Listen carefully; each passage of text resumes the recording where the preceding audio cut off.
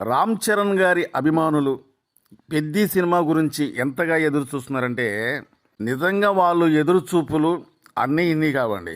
ఎందుకంటే రామ్ చరణ్ గారు ఎంత దాహంతో ఉన్నారో, అంటే బ్లాక్ బస్టర్ హిట్ కోసం ఎంత దాహంతో ఉన్నారో, రామ్ చరణ్ గారి కన్నా రామ్ చరణ్ గారు మంచి విజయం సాధించాలనే ఉద్దేశంతో ఒక మంచి పెద్ద బ్లాక్ బస్టర్ హిట్, ఆ బ్లాక్ బస్టర్ హిట్ ఎలాగ ఉండాలని చెప్పి కోరుకుంటున్నారంటే, నాకు తెలిసి పుష్ప 2, బాహుబలి, దంగల్ ఈ 3 రికార్డులను కూడా బద్దలు కొట్టే సినిమా మా హీరో రామ్ చరణ్ గారు ద్వారాగా రావాలని చెప్పి వాళ్ళు 1000 కళ్ళతో ఎదురు చూస్తున్నారండి.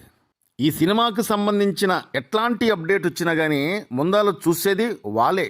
ఎందుకంటే ఎట్లాంటి అప్డేట్ వచ్చింది, స్పెషల్ ఏంటి, ఈ సినిమాకి సంబంధించిన వార్తలు ఏంటి, ఈ సినిమాలో రామ్ చరణ్ గారు ఏ విధంగా ఉంటున్నారు, ఏ విధంగా కనిపించబోతున్నారు, ఏ విధంగా మనల్ని కనువిందు చేయబోతున్నారు, అసలు అతని పాత్ర ఏంటి, క్రికెట్ ఏంటి, కుస్తీ ఏంటి, నానా రకాలుగా ఈ సినిమా గురించి తెలుసుకోవడానికి ప్రయత్నిస్తూనే ఉన్నారన్నమాట. కానీ ఈ సినిమాకి సంబంధించి ఎలాంటి లీకులు కూడా ఈ సినిమా టీం అనేది ఇంతవరకు వదలలేదన్నమాట. అసలు కథ ఏంటో తెలియదు మనకి.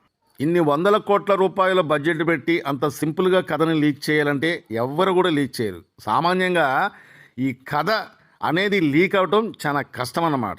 అలా లీక్ చేసినట్లయితే దాని మీద అంత క్రేజ్ అనేది ఏర్పడదు. కానీ రామ్ చరణ్ గారు ఈ మధ్యకాలంలో, అంటే నిన్నగాక మొన్న అతను ఏదో ఫంక్షన్కి వెళ్తూ ఎయిర్పోర్ట్లో కనిపించిన తర్వాత ఒక వీడియో అనేది బయటకు వచ్చిందండి. ఆ వీడియోలో మాత్రం రామ్ చరణ్ గారిని చూస్తూ ఉంటే నిజంగా ఒక సింహం నడిచొస్తూ ఉంటే ఆ సింహానికి సంబంధించిన జూలు ఏ విధంగా ఎగురుతాయో మనకి ఇంతకుముందే ఎన్నోసార్లు చూసాం. కానీ రామ్ చరణ్ గారు అతని హెయిర్ స్టైల్ చూసిన తర్వాత నిజంగా మతి తిరిగిపోయిందన్నమాట. ఎందుకంటే సినిమాలో కనిపించింది వేరు, రియల్గా కనిపించింది వేరు. రియల్గా అతను ఎయిర్పోర్ట్ నుంచి నడిచొస్తూ ఉంటే అసలు నిజంగా ఎట్లాగా ఆ హెయిర్ స్టైల్ని మెయింటైన్ చేస్తున్నాడు అనేది అర్థం కావట్లేదండి. అంత బాగా అతనికి సెట్ అయిందనమాట ఆ హెయిర్ అనేది. చూస్తూ ఉంటే ఆ వీడియో, నాకు తెలిసినంత వరకు నేను ఆ వీడియోని ఒక 7-8 సార్లు చూశాను. కానీ ఈ సినిమా షూటింగ్ అయిన తర్వాత అరే మళ్ళీ ఈ హెయిర్ స్టైల్ అనేది ఉండదా, మళ్ళీ హెయిర్ స్టైల్ అనేది మళ్ళీ తీపిస్తే రామ్ చరణ్ గారి గ్లామర్ ఏమైనా దెబ్బతింతదా ఏందని చెప్పేసి నాకు అనిపించింది అనమాట. సో అంటే ఆ హెయిర్ స్టైల్కి కూడా రామ్ చరణ్ గారికి కొంతమంది ఫ్యాన్స్ అనేది ఉన్నారండి. కానీ నాకు గుర్తొచ్చింది ఏంటంటే ఆ హెయిర్ స్టైల్ చూసిన తర్వాత మగధీర సినిమా అతని 2వ సినిమా అనమాట. అప్పట్లోనే ఒక ఊపేసింది అనమాట. ఎందుకంటే నిజంగా ఒకవేళ కొంతమందికి హెయిర్ స్టైల్ అనేది మంచిగా లేకపోతే కొంతమందికి ఇగ్గులు పెడతారు. ఇగ్గులు పెట్టినా కానీ ఆ స్టైల్ అనేది రాదు. లేకపోతే కొంతమంది గ్రాఫిక్స్తోని డిజైన్ చేస్తారు ఆ సినిమా మొత్తం కూడా, అయినా సరే అంత లుక్ అనేది రాదు. కానీ ఇక్కడ రియాలిటీగా రామ్ చరణ్ గారికి అలాంటి హెయిర్ స్టైల్ ఉండటం అనేది అది దేవుడిచ్చిన వరవేనండి. అందుకే రామ్ చరణ్ గారికి అభిమానులు ఉన్నారు, అతని హెయిర్ స్టైల్కి కూడా అభిమానులు ఉన్నారనమాట. కానీ ఈ సినిమాకు సంబంధించి అప్డేట్ అనేది దయచేసి ఇవ్వండి. ఎందుకంటున్నానంటే అభిమానులు వాళ్ళ ఎదురు చూపులు చూస్తూ ఉంటే కొన్ని వీడియోల కింద మనం లోనకి వెళ్ళి చూసిన తర్వాత కామెంట్లు చూస్తూ ఉంటే మర్చిపోతుంది అనమాట. ఎందుకంటే ఈ సినిమాకు సంబంధించి అప్డేట్ ఇవ్వండి, ఈ సినిమా రిలీజ్ ఎప్పుడు అయ్యిద్ది, ఏప్రిల్ 30వ తారీఖునే రిలీజ్ అయిద్దా, లేకపోతే వేరే డేట్ ఏమన్నా అనుకుంటున్నారా, మాకు త్వరగా అప్డేట్ అనేది ఇవ్వండి అని చెప్పి చాలామంది రామ్ చరణ్ గారికి సంబంధించిన వీడియోలు వస్తూ ఉంటే వాళ్ళ డౌట్లు అడుగుతున్నారు. అభిమానులు వాళ్ళ డౌట్లు వ్యక్తం చేస్తున్నారన్నమాట. నాకు తెలిసి నేను అనుకునేది ఏంటంటే ఈ సినిమాకు సంబంధించి దాదాపు ఇంకొక 2-3 సాంగులు ఏమో రిలీజ్ అయ్యే ఉన్నాయటండి. అంటే సరే సపోజు ఒక 2 సాంగులు రిలీజ్ అవ్వాలి, ఇంకొక స్పెషల్ సాంగ్ ఉండదు, అంటే ఐటెం సాంగ్ రిలీజ్ అవ్వాలి. అంతేకాకుండా ఈ సినిమాకు సంబంధించి ట్రేజర్ రిలీజ్ అవ్వాలి, ట్రైలర్ రిలీజ్ అవ్వాలి. అసలు సమయం ఎక్కడుంది, అసలు ఈ సమయం అనేది ఏం సరిపోయింది అనేది నాకు ఇప్పటికీ అర్థం కావట్లేదు అనమాట. ఈ సినిమా రిలీజ్ అనేది ఏప్రిల్ 30వ తారీఖున అని చెప్పారు. ఏప్రిల్ 30వ తారీఖు అంటే దాదాపు ఇంకా ఒక 20 రోజుల సమయం ఉంది. 20 రోజుల సమయంలో ఈ 3 సాంగులు ఎప్పుడు రిలీజ్ చేస్తారు, ఈ టీజర్ ఎప్పుడు రిలీజ్ చేస్తారు, ఈ ట్రైలర్ ఎప్పుడు రిలీజ్ చేస్తారు, దీనికి సంబంధించి ఎప్పుడు అప్డేట్లు వస్తాయి, అంతేకాకుండా ఒక 5-6 రాష్ట్రాలలో ఈ సినిమాకు సంబంధించిన ప్రీ రిలీజ్లు అనేవి ఉంటాయి. మరి ఇవన్నీ ఎప్పుడు పూర్తి చేస్తారు అనేది ఒక క్లారిటీ అనేది లేదనమాట. కాబట్టి నేను అనుకునేది ఏంటంటే దాదాపు ఇంకొక వారం రోజులు కానీ ఈ సినిమాకు సంబంధించిన అప్డేట్ అనేది రాకపోతే, అంటే రిలీజ్ అప్డేట్ అనేది రాకపోతే ఈ సినిమా అనేది పక్కా వాయిదా పడ్డటే లెక్క అన్నమాట. ఈ నెల ఆకాశీ సినిమాకి సంబంధించి ప్రమోషన్ చేయడానికి రామ్ చరణ్ గారు వెళ్ళిన తర్వాత నాకు అప్పుడే డౌట్ వచ్చింది, ఈ సినిమా లేట్ అవ్వట్లేదు అని చెప్పండి అని చెప్పి రామ్ చరణ్ గారు ఒక చిన్న మాట అన్న తర్వాత అంతకు ముందు ఉన్న రూమర్స్ మొత్తం కూడా పటాపంచలు అయిపోయినాయి.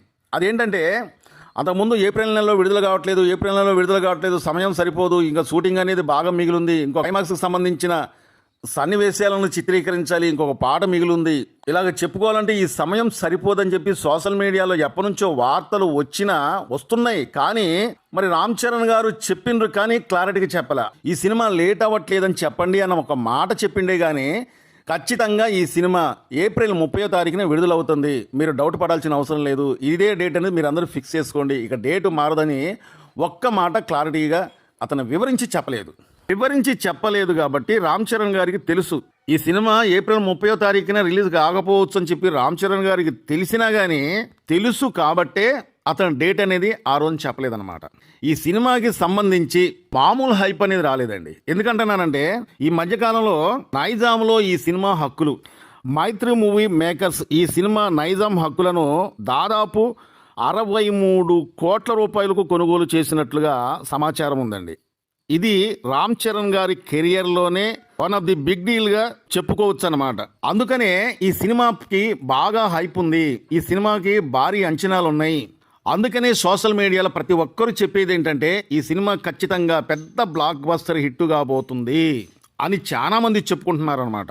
మనం ఎన్ని విధాలుగా సోషల్ మీడియాలో ఈ సినిమా రిలీజ్ చేసి చెప్పండి అసలు ఏప్రిల్ 30కు వస్తుందా, రావట్లేదా, లేకపోతే జూన్లోకి వెళ్ళిపోతుందా, మెయిన్లోకి వెళ్ళిపోతుందా అని చెప్పి మనం ఎన్నిసార్లు అడిగినా వాళ్ళు ఈ సినిమాకి సంబంధించిన రిలీజ్ డేట్ అప్డేట్ అనేది ఎందుకు ఇవ్వట్లేదంటే నాకు తెలిసి ఈ సినిమా ఏప్రిల్ 30వ తారీఖున రాకపోవచ్చు. అందుకనే ఈ సినిమాకి సంబంధించిన రిలీజ్ అప్డేట్ అనేది ఎవరు చెప్పట్లేదండి. కానీ నాకు తెలిసి ఈ వారం లోపు ఖచ్చితంగా ఏదో ఒక అప్డేట్ అనేది ఈ సినిమాకి సంబంధించిన టీం అనేది ఇస్తుంది. అంతేకాకుండా ఈ సినిమాకి సంబంధించిన డైరెక్టర్ బుచ్చిబాబు చెన్నైకి వెళ్ళినట్టుగా తెలుస్తుందండి. అంటే చెన్నైకి ఎందుకు వెళ్ళిందంటే ఈ సినిమాకి సంబంధించిన బ్యాక్గ్రౌండ్ మ్యూజిక్ ఏఆర్ రెహమాన్ దగ్గరికి వెళ్ళి అది మొత్తం కూడా చేయించుకుందామన్న ఉద్దేశంతోనే ఇప్పుడు ప్రస్తుతానికి అతను చెన్నైలో ఉన్నట్టుగా తెలుస్తుంది. నాకు తెలిసి సోషల్ మీడియాలో వచ్చే వార్తల ప్రకారంగా ఈ సినిమాకి సంబంధించిన బ్యాక్గ్రౌండ్ మ్యూజిక్ మొత్తం కూడా కొన్ని సన్నివేశాలలో మాత్రం మనకి పూనకాలు వచ్చే విధంగా బ్యాక్గ్రౌండ్ బీజిఎం అనేది ఉండబోతుందటండి. ఇప్పటికే 2 సాంగులకి చికిరి అనే సాంగ్, రై రై రారా అనే సాంగ్ ఏ విధంగా ఉందో మనం ఒకసారి చూసామన్నమాట. అంతేకాకుండా రై రై రారా అనే సాంగ్కు మాత్రం స్వయంగా ఏఆర్ రెహమాన్ గారే స్వయంగా పాడి సంగీతం సమకూర్చి మరి ఆ సాంగ్ ఎన్ని రికార్డులు కొలగొట్టిందో మన అందరికీ తెలుసు. ఎంతమంది కుర్రకారుల్ని ఒక ఊపేసిందనమాట. కాబట్టే ఈ సినిమా పైన ఇంత క్రేజ్ అనేది పెరిగింది.